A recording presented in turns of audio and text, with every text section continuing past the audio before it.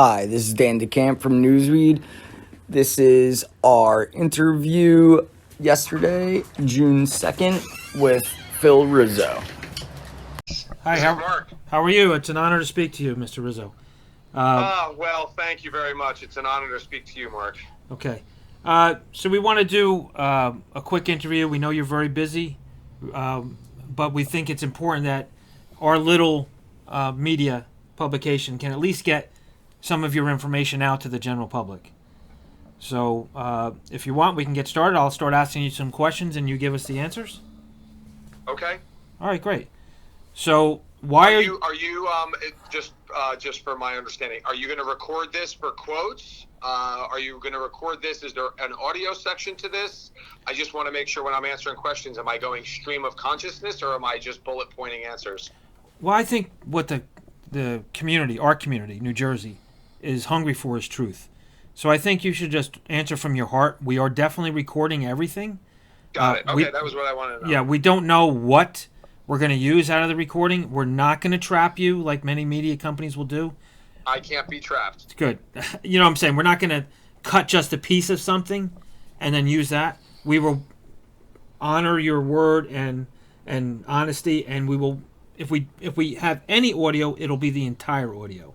Okay? Got it. Is that fair? That's fair. Okay, that's cool. Because I hate when they do that to people. You know, they only take a piece and it's just not right. Anyway. It creates a different answer than what the answer was. Right. Okay. So basically, you're running for governor. You're a good Christian man. I read a little bit that you played football, offense and defense. That's astonishing, considering the aggressive play in New Jersey football. But now you're in a different fight. You're in a different game. You're in a game of politics. Why did you run for governor? I'm running for governor because as a New Jersey native, I see the direction of our state and I see it heading for disaster.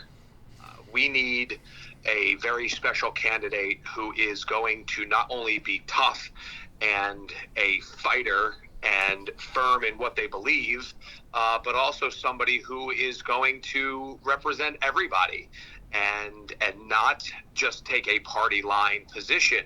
And as a father and a husband, a business owner, and for the last 10 years, pastoring a very conservative church in deep blue Democratic Hudson County, I believe that I have a life record to show that I am a conservative. I am strong in my convictions, but I'm also fighting for everybody and wanting to see everybody prosper. Even if we don't agree on positions, my objective is to make sure all New Jersey families succeed. And right now, we're not succeeding. We're struggling.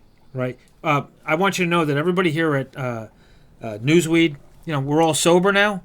I know we have a marijuana paper, but, we basically all are sober. We kind of turned the corner ourselves. Did you turn to Christianity after a problem with drugs or alcohol? No, as someone who was not a Christian, I was not living a lifestyle that would resemble Christianity, but it was not the lifestyle of living without God that brought me to God. It was just simple response to God's word that I had heard and understanding that everybody is in sin, regardless of whether it's addiction or not. Everybody has sin. Some people's sins are lying.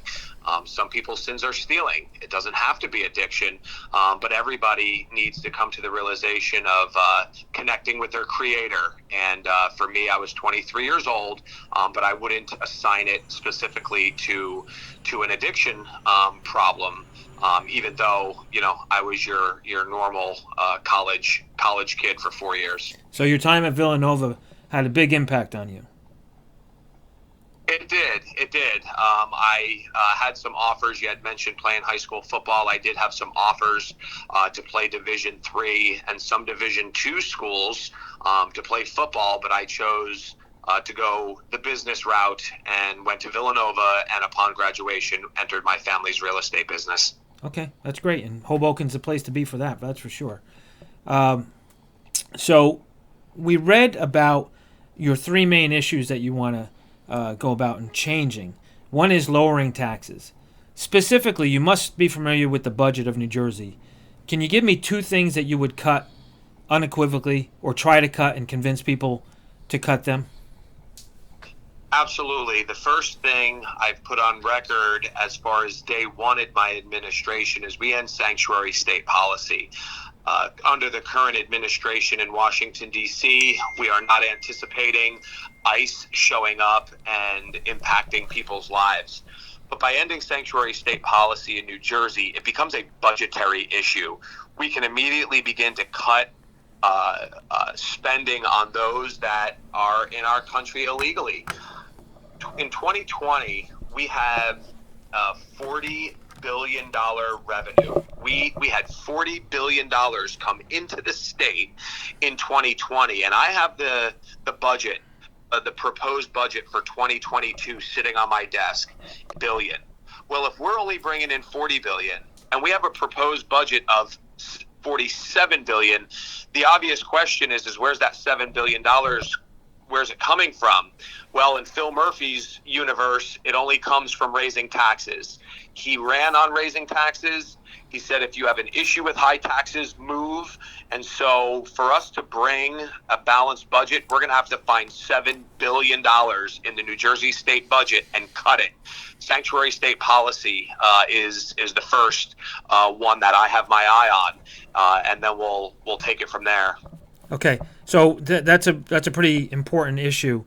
Certainly, we have a lot of great Hispanic and other people from other countries. Are you going to allow the employers to pay taxes for those people that are here working, living in apartments? How are you going to approach this? Is New Jersey going to be the first state that eliminates sanctuary state, but also lets employers help and prevent a social crisis by allowing people to work and pay taxes that are here illegally?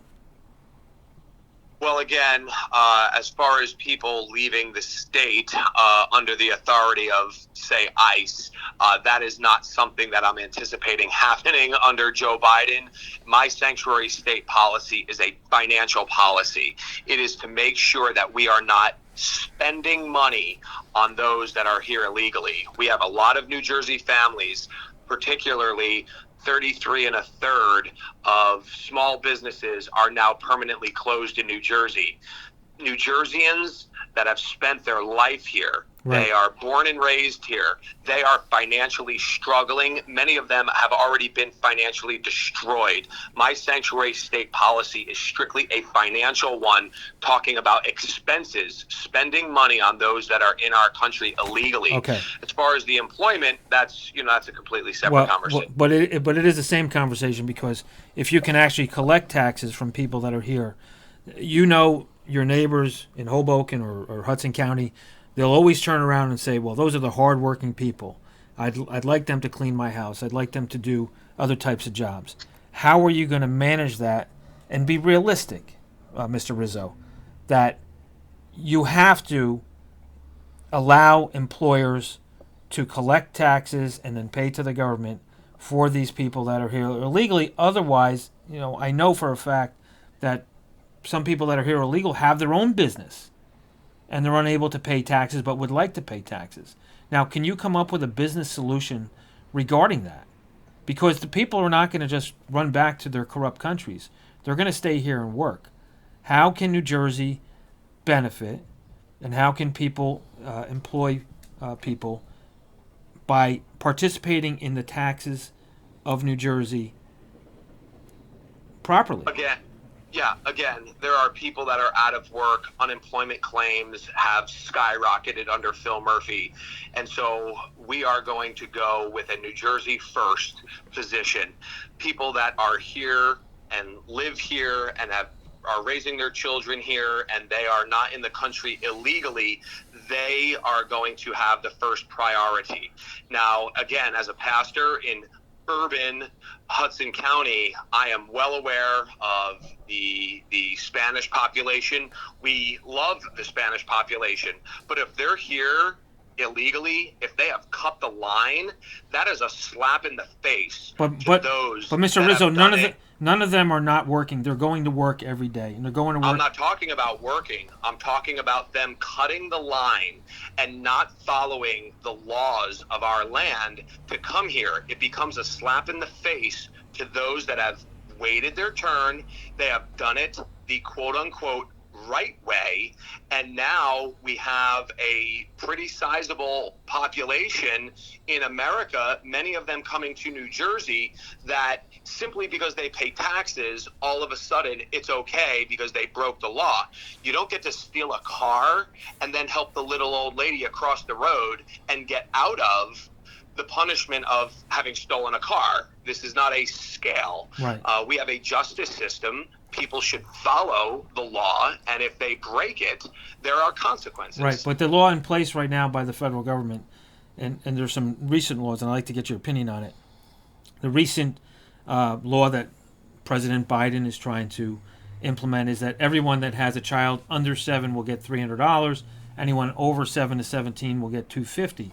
And then also, we have several legal Americans that have decided not to work because of the benefits that they're getting from the federal government and the state, meaning unemployment and then a amount of money on top of that. So by saying that, okay, we understand your position on illegal aliens, they shouldn't be working and they shouldn't get a pat on the back and a thank you that they're here, but what do we say and how do we get those people that are taking the unemployment and avoiding work? What do we say to them? Are they taking advantage of the government, or with your policy, would you force them back to work? On day one of my administration, I've gone on record of saying, A, I would end sanctuary state policy. Number two, I would lift 100% of the COVID restrictions that are in place. Now, Phil Murphy is going to try and deceive the entire state that he did such a great job. But after bankrupting 1/3 of New Jersey businesses, after killing over 8,000 of our most vulnerable, he's going to try and come out looking like the white knight in shining armor. The fact of the matter is, we need to get people and their businesses 100% opened with 0 state restrictions on them. And then after that, phase 2 is we're going to put a time limit on unemployment. People are going to have to get out and go try and find work. We are not just going to pay them to sit on the couch forever. And I'm not sure if that's going to be 60 days, 90 days, 120 days, but people have been incentivized to sit on the couch. Under a Rizzo administration, we're going to incentivize people to get out and earn a living with a good day's work. Okay. One of the other points you said was a major issue is education. How would you change the public school curriculum, so to speak? I mean, particularly in VOTEC or SHOP. Would you bring SHOP back so that we would have more people that were interested in that type of work? Absolutely. I have a son right now that is graduating from high school, and we're talking about plumbing. We're talking about the trades. I have 3 more kids that are also teenagers. They're coming through high school at a rapid rate here, and we are looking at the trades. In our New Jersey education system, we are pushing education out the door, and we're bringing indoctrination in. And the things that I had learned at the kitchen table as an 80s kid, Phil Murphy is now putting at the classroom desk. There is no room to put social issues into our classrooms. Our children are suffering in the area of academics, and to the point is, absolutely, there is a dying industry of trades that, you know, I'm not trying to go backwards in the conversation, but to the point is, you know, we have these laborers that we're saying, oh, well, the Americans don't want them. We have to give them to the South Americans. Well, we are making it so the Americans no longer are being trained in school, and we're not promoting the trades. Well, that's not happening in my personal home, and I'm not saying that has to happen in anybody's personal home, but to give them an option and to let them know that the trades are very viable career paths. I would love to see SHOP brought back into high school. Right. Would you do anything to protect the teachers that don't feel like they should follow some federal mandates, particularly the mandate where they have to teach more race sensitivity, or do you want to stay out of that? Well, if we're talking critical race theory, that's got to go. That is the most divisive curriculum. It is in itself a racist curriculum that is only looking to further divide America. Critical race theory's got to go, and teachers here in New Jersey, they don't want to be teaching that. They don't want to teach division in their classrooms. Furthermore, they don't want to teach a lot of the curriculum surrounding Phil Murphy's push of gender identity down in kindergarten. Tammy Murphy is touting that she's bringing the teaching of anal sex to 8th graders. That's craziness. That's bizarro world. I don't have room for that in our administration. Teachers want to teach. Teachers want to get their kids ready for life and college moving forward. And the curriculum that Phil Murphy and his wife and their family is bringing to New Jersey families is really out of bounds even before we get started. So you're saying that you will provide protection for the teachers, even if it means protecting them against the union that may be forcing them into doing what they're told? Absolutely. I think the NJEA and the Murphy administration are one and the same. I am looking to unseat Phil Murphy as the governor, and I'm looking to unseat the NJEA as the only platform that bullies their teachers to do what they want, even though many teachers don't want to do it. Okay. One last question, because I know you're very busy. What's always been in the news for years and years, probably since you were a teenager, is the unfair treatment of people that don't live along the beaches when they're visiting the beach. Are you going to do anything about mandating parking for the beaches and eliminating the fees to get on the beach? Is that something that's on your mind? I'll be honest with you. That is something that is not very high on my list right now. We have teen anxiety, depression, and suicide rates up 40% in New Jersey. We have businesses that are being destroyed. People are exiting our state in masses. People are trying to figure out how to retire. People are figuring out what they're going to do with their children for school this September. They're trying to figure out how they're going to homeschool. Whether we're talking beach badges, that's not really high on my priority list right now. Considering I'll take office in January, we'll figure it out by the time Memorial Weekend comes in 2022. Okay, everyone in New Jersey that has children loves their children, and you just pointed out some very serious issues about drug abuse, suicide, and other depression, anxiety. What is your plan to bring back more socialization, more cure to children of the state of New Jersey? Again, we're going to lift 100% of the COVID restrictions under my administration. Furthermore, we're going to begin telling people the truth.